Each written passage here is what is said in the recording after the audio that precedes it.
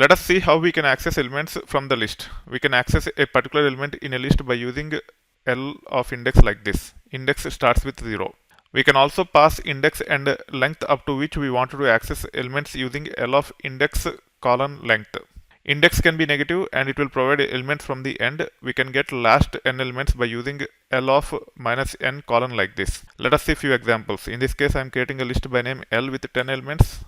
We can get first element by saying L of 0.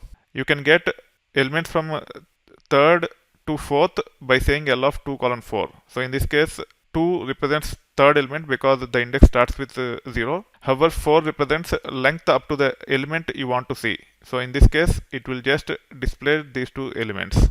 You can run this and you should be able to see the result. If you say L of minus 1, it will get last element. You can say L of minus 4 like this with colon after that. You will get last 4 elements. Keep in mind that to read elements from the last, you have to use from minus 1 because you can't represent 0 with minus. So L of minus 1 will return the last element. Now if you want to get elements from 6th to 8th from the last, then you have to use L of minus 5 colon minus 2. Minus 5 will give us the 6th element and then colon minus 2 will give us up to 8 elements from 6th element. You can run this and you should be able to see 6, 7 and 8 here.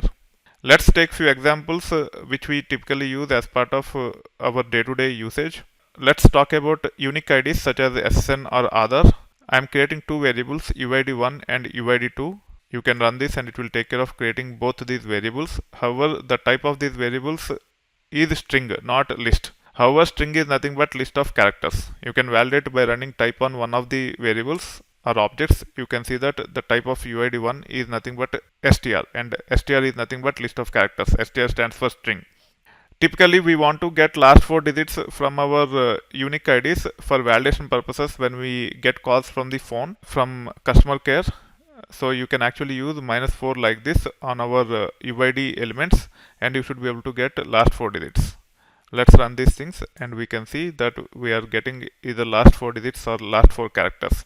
Also, I'm creating two more variables called as DOB1 and DOB2, two date of birth. Again, these are string type. You can validate using type on one of the variable or object. They are of type string. Now, if I want to extract the year part from our date, I can say DOB1 colon 4 like this. If you do not specify the index, it will start from 0. Now I can run this and I should be able to get 2014 as output.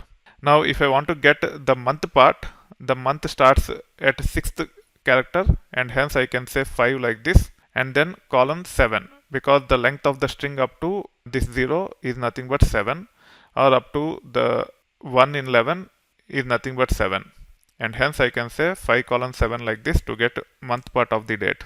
I can also use -5 colon -3 so that I can start reading from here. As this is 6th element, we have to use -5. This is -1, -2, -3, -4 and -5 and then I can say -5 colon -3 like this to get month part of the date. You can see here.